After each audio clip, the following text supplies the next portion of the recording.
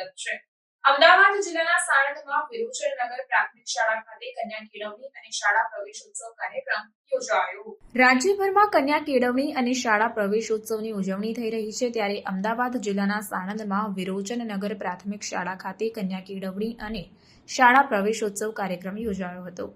રાજ્ય સરકાર દ્વારા પ્રાથમિક શિક્ષણમાં 100% નામાંકન અને કન્યા કેળવણીના ધ્યેયને સિદ્ધ કરવા માટે કન્યા કેળવણી અને શાળા પ્રવેશોત્સવ અને પરિણામલક્ષી કાર્યક્રમ અમલમાં મૂકવામાં આવ્યો છે, જે અંતર્ગત સમગ્ર ગુજરાતમાં 26 જૂન બુધવાર અને 28 જૂન શુક્રવાર દરમિયાન 21 શાળામાં પ્રવેશોત્સવ અને કન્યા કેળવણી મહોત્સવનો પ્રારંભ કરવામાં આવ્યો છે।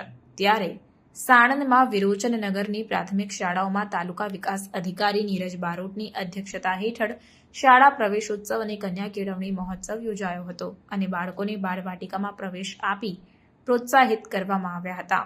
આ અંગે તાલુકા વિકાસ અધિકારી નીરજ બારોટ, પૂર્વ જિલ્લા સદસ્ય અજમલભાઈ બારડ, તાલુકા સદસ્ય લિયાકત ખાન, સરપંચ હિતેશસિંહ બારડ અને આરિફ ખાન પઠાણ, પૂર્વ સરપંચ અનવર ખાન પઠાણ, ગામના આગેવાનો, શિક્ષકો, વિદ્યાર્થીઓ અને વાલીઓ તેમજ ગ્રામજનો સહિતના લોકો ખૂબ મોટી સંખ્યામાં ઉપસ્થિત રહ્યા હતા અને આ કાર્યક્રમને સફળ બનાવ્યો હતો।